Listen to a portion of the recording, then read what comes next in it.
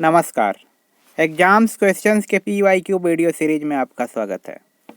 आज के वीडियो में उत्तर प्रदेश पीसीएस द्वारा 1994 के प्रीलिम एग्जाम में पूछे गए एंशिएंट इंडियन हिस्ट्री यानी प्राचीन भारत के इतिहास के प्रश्नों को विस्तार से समझेंगे। चलिए शुरू करते हैं। पहला प्रश्न, निम्नांकित में से कौन हड़प्पा संस्कृति पर प्रकाश डालता है, यानी किसके द्वारा हड़प्पा संस्कृति के बारे में पता चलता है।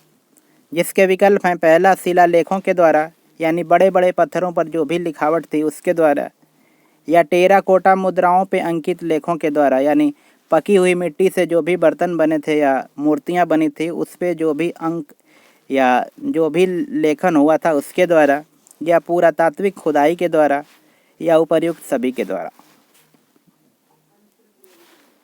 जिसका सही जवाब है तीसरा, पुरातात्विक खुदाइयों के द्वारा, यानी पुरातात्विक खुदाइयों में जो भी अवशेष प्राप्त हुए उनके माध्यम से इस सभ्यता के धार्मिक प्रसार, सामाजिक राजनीतिक संरचना तथा भवन निर्माण आदि विषयों की जानकारी इन्हीं अवशेषों के माध्यम से प्राप्त होते हैं। अगला प्रश्न, निम्नांकित में से किसकी तुलना मैकियावेली के प्रिंस से की जा सकती है। पहला, कालिदास का मालविकाग्निमित्रम, कौटिल्य का अर्थशास्त्र, वात्स्यायन का कामसूत्र, या तिरुवल्लुवर का तिरुकुरल। जिसका सही जवाब है दूसरा, कौटिल्य का अर्थशास्त्र। अर्थशास्त्र का विषय वस्तु मूलतः राजनीतिक एवं लोक प्रशासन से संबंधित है। इस पुस्तक में 15 भाग हैं जो 180 उपभागों में विभाजित है, जिसमें 6000 श्लोक हैं। यह राजा के कर्तव्यों को निर्देशित करता है। यह राज्य के आर्थिक स्रोतों के बारे में चर्चा करता है, परंतु तत्कालीन समय के आर्थिक जीवन का वर्णन नहीं करता। यह राजनीति के सिद्धांतों को स्थापित करता है तथा वित्तीय सुधारों की आवश्यकता पर बल देता है। अर्थशास्त्र में साप्तांग एवं मंडल सिद्धांत का वर्णन है। यह पुस्तक गुप्तचर व्यवस्था एवं न्याय व्यवस्था, टैक्स व्यवस्था तथा दासों की चर्चा को व्यक्त करता है। अगला प्रश्न, अर्थशास्त्र के संबंध में निम्न कथनों में से कौन सही नहीं है। पहला, यह राजा के कर्तव्यों को निर्दिष्ट करता है। दूसरा, यह देश के उस समय के राजनीतिक जीवन का वर्णन करता है। तीसरा, यह राजनीति के सिद्धांत स्थापित करता है। चौथा, यह वित्तीय सुधारों की आवश्यकता पर बल देता है। तो अभी पिछले ही प्रश्नों में हम लोगों ने इस बारे में विस्तार से चर्चा की। उसके अनुसार इसका आंसर तीसरा होगा। यह राजनीतिक सिद्धांतों को स्थापित नहीं करता है। जो कि यहाँ पे दिया हुआ है, यह राजनीतिक सिद्धांतों को स्थापित करता है, इसलिए यह ऑप्शन गलत है। अगला प्रश्न, चट्टानों को काटकर महाबलीपुरम का मंदिर किसके द्वारा बनवाया गया था। जिसके विकल्प हैं, पल्लवों द्वारा, चालुक्यों द्वारा, चोलों द्वारा, या राष्ट्रकूटों द्वारा। जिसका सही जवाब है पहला, पल्लवों द्वारा। चट्टानों को काटकर महाबलीपुरम का मंदिर पल्लव शासकों द्वारा बनवाया गया था। पल्लव स्थापत्य कला के अन्य प्रमाण कांचीपुरम, तंजावुर तथा पुडुकोट्टई नामक स्थानों पर भी देखे जा सकते हैं। पल्लव शासकों का सामान्य शासनकाल 7वीं से 10वीं शताब्दी के बीच रहा। अगला प्रश्न, कनिष्क के समकालीन निम्नलिखित में से कौन था। पहला, पाणिनि, दूसरा वसुमित्र, तीसरा कंबन, चौथा कालिदास। जिसका सही जवाब है दूसरा, वसुमित्र। कनिष्क के राज्यसभा में अनेक विद्वान शामिल थे, जिसमें से सबसे प्रमुख नाम अश्वघोष का था। अश्वघोष उनके दरबार के राजकवि थे। उनकी तुलना मिल्टन और कांट जैसे बड़े विद्वानों के साथ की जाती है। चरक राज्यसभा के राजवैद्य थे। नागार्जुन जैसे गणितज्ञ तथा वसुमित्र, अश्वघोष और पार्श्व जैसे बौद्ध भिक्षु उनके राज्य की शोभा बढ़ाते थे। अगला प्रश्न, निम्नलिखित जोड़ों में से कौन सा सही मेल खाता है, यानी किसका मिलान सही है?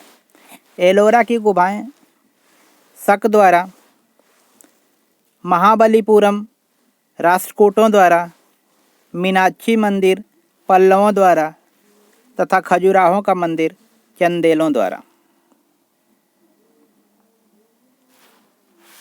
जिसका सही जवाब है खजुराहो का मंदिर चंदेलों द्वारा।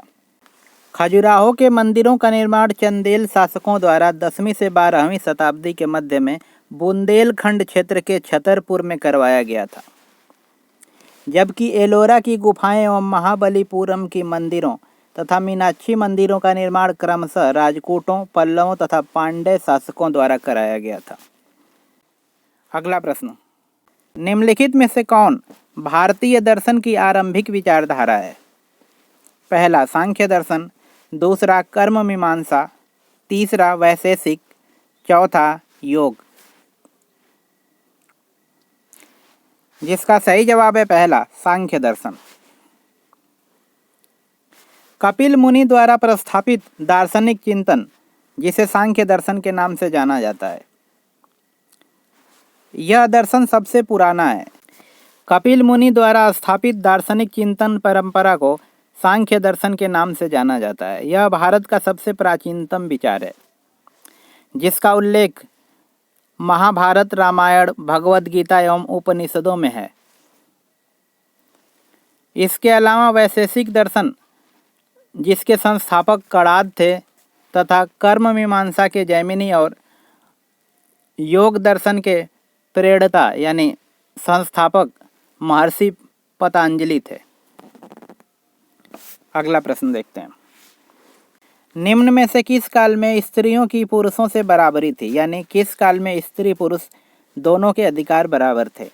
पहला गुप्त काल में, दूसरा मौर्य काल में, तीसरा दोनों ही कालों में, चौथा इनमें से किसी में नहीं। जिसका सही जवाब है चौथा, इनमें से कोई नहीं। गुप्त काल और मौर्य काल दोनों में ही स्त्रियों की दशा पुरुषों के बराबर नहीं थी। कुछ बातों को छोड़कर वैदिक काल ही स्त्रियों और पुरुषों की बराबरी का काल था। उत्तर वैदिक काल में स्त्रियों की स्थिति में गिरावट होना शुरू हुआ तथा मौर्य और गुप्त काल आते आते इनकी स्थिति दयनीय हो गई। अगला प्रश्न, आयुर्वेद अर्थात जीवन का विज्ञान का उल्लेख सर्वप्रथम मिलता है, यानी कहाँ मिलता है? पहला आरण्यक में, दूसरा सामवेद में, तीसरा यजुर्वेद में, चौथा अथर्ववेद में। इस प्रश्न का आंसर आप लोग कमेंट बॉक्स में दीजिएगा। पिछले वीडियो में जो प्रश्न पूछा गया था उसका आंसर हम लोग आज के वीडियो में डिस्कस कर लेते हैं। खजुराहो के मंदिर संबंधित हैं, यानी खजुराहो के मंदिर किन से संबंधित हैं? जिसका विकल्प था बौद्ध धर्म से, हिंदू धर्म से, हिंदू धर्म और जैन धर्म से, या केवल जैन धर्म से। जिसका उत्तर है हिंदू धर्म और जैन धर्म दोनों से। मध्य प्रदेश के छतरपुर जिले में स्थित खजुराहो के मंदिर चंदेल राजाओं द्वारा बनवाए गए थे, जिनका निर्माण 950 से लेके 1050 ईस्वी के बीच हुआ है। वैसे तो खजुराहो में 85 मंदिरों का निर्माण का उल्लेख मिलता है, लेकिन वर्तमान में 30 मंदिर ही शेष हैं। ये मंदिर हिंदू और जैन धर्म से संबंधित हैं। यहाँ के मंदिरों में कंदरिया महादेव मंदिर, विष्णु मंदिर तथा पार्श्वनाथ मंदिर प्रमुख हैं। इसी क्वेश्चन के साथ इस साल पूछे गए प्रश्न समाप्त हुए। ऐसे ही और वीडियो के लिए एग्जाम्स क्वेश्चंस को सब्सक्राइब करना ना भूलें। धन्यवाद।